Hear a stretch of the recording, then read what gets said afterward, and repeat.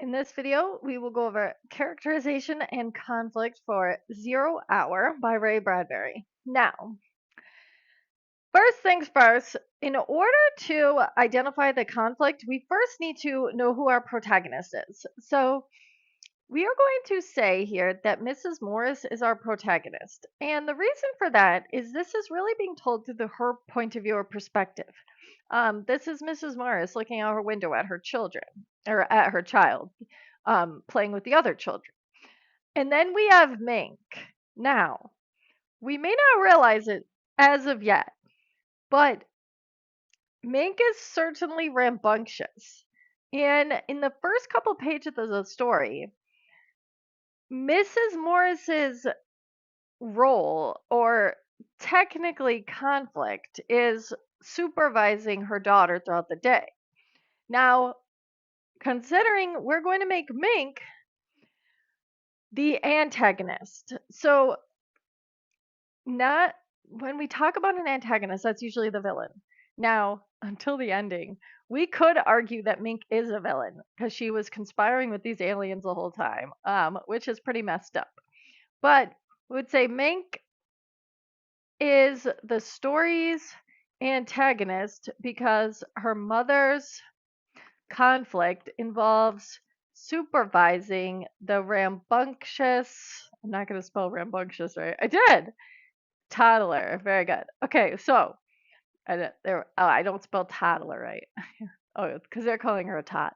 Mrs. Morris is the protagonist because the story is told through her point of view, and she is the character that has a conflict.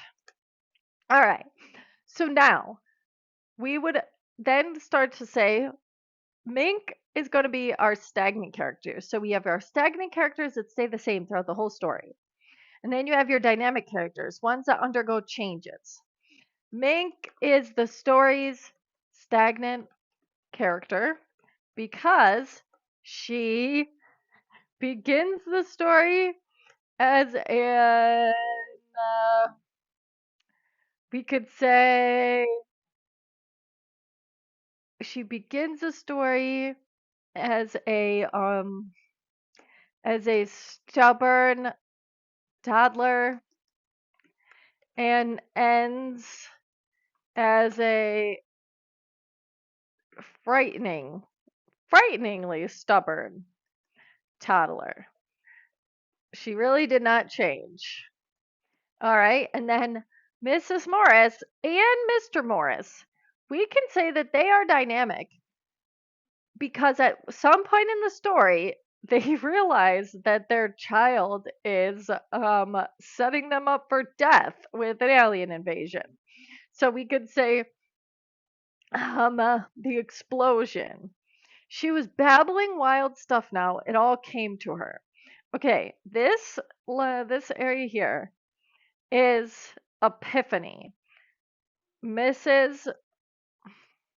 Mrs. Morris comes to the realization that all her suspicions throughout the day are true or are coming to fruition, something along those lines, you can say.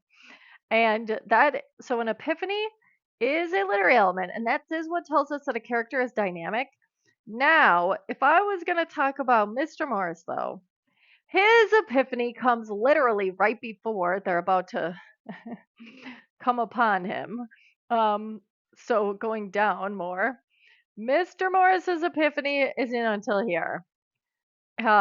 Finally got through to Henry Morris. So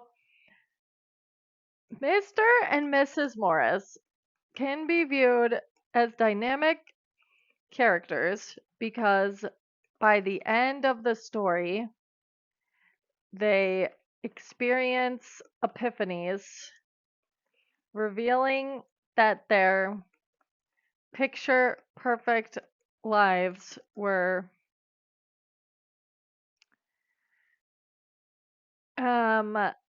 shrouded in deception.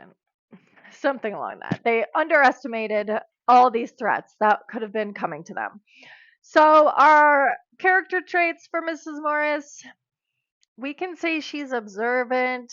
We can say she's loving because she is there for Mink throughout the day and she is conversing with Mink. And it does seem like she's a better parent than the other lady, Helen, because remember, she's actually listening to what her daughter is saying. I mean, is her daughter still talking to a rosebush all day? Yes. um, we can also say here that Mrs. Morris is reflective of how she's treated her children. Um, and through the story, we can Mrs. Morris can be characterized as more anxiety ridden throughout progressively more anxiety ridden as Bradbury writes, and then I'll use a quote here. Time passed. Here's her getting more nervous. She says, the children were silent, too silent. This is all her starting to suspect something. She laughed nervously. That's a good one to show she's nervous. As she laughed nervously right before the explosion took place. So she is characterized as a nervous woman. And then we can say Mink is characterized. We could say she was a brat. Mink can be characterized as abrasive. She was not very nice to her peers. Curious. She was pulled into this Rosebush alien invasion scheme. Abrasive, curious, and innocent. I don't know. I'm gonna argue that. I don't really view. She was a one creepy little kid, I have to say. Let's say abrasive, curious, and stubborn. All right. So that's her. And we can use one of these lines here where she was being mean to when she made her friend Peggy Ann cry. Mink's Mink's hostilities towards her peers increases as the rising action goes on. At the end of the rising action, Mrs. Morris scolds Mink for making one of her peers cry. All right, so that's textual evidence about how she's getting more and more aggressive. That's a good one. And then the dad. The dad is really skeptical, unaware. He doesn't believe his wife. He sees his wife as discredited, not a credible source of information. All right, we got all of our characters, our conflicts now. So, most definitely, we have Mrs. Morris struggling throughout her day to fight back these ideas that her daughter is up to something. We could maybe say when we find a line where she first starts to get nervous, um, we can maybe here's things about when she slaps the table.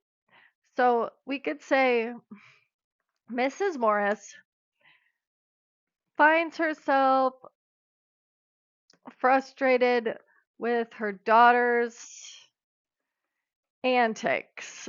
She is she also begins to question whether or not the neighborhood game the children are playing is more sinister than the other adults let on, or is more sinister than the adults believe.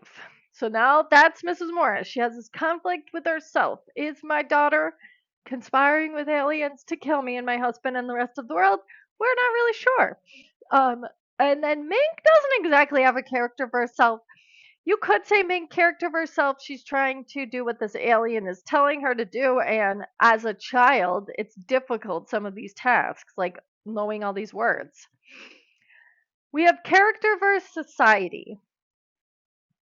We can say here that Mrs. Morris struggles to raise her daughter in a society that does not value children. So that's her when she's reflecting back. How do the children look at us all? Beating them all the time. Character versus technology. We can say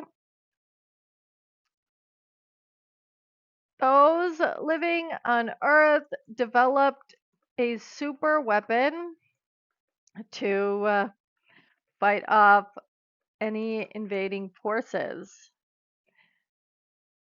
But the alien technology possessed by Drill is too powerful.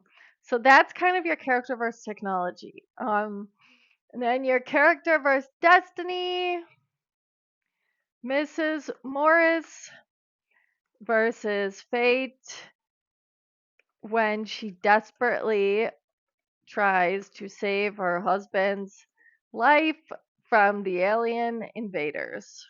Um, we know she didn't. And then the character versus supernatural. Aliens have not yet been discovered, we could say. So Mrs. Morris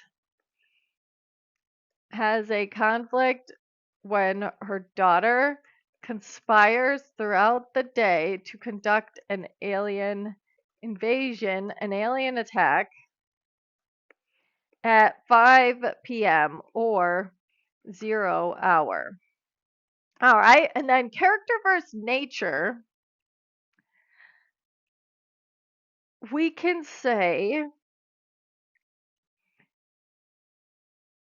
the mother's supervising her kid outside, and her kid has gotten into Mrs. Morris has a conflict with nature because her daughter is manipulated by an alien through a rose bush, which is in nature. But if I was going to say the overhanging main conflict here is Mrs. Morris versus herself, wondering to believe Mrs. Morris fights the urge to take her daughter's words for truth, considering children are known to um, fabricate games, fabricate stories. And so the mom's struggling and saying, okay, my daughter's telling me this, but she's just a little kid, so maybe I shouldn't believe her. That would be your character of herself. Mrs. Morris, this is her day.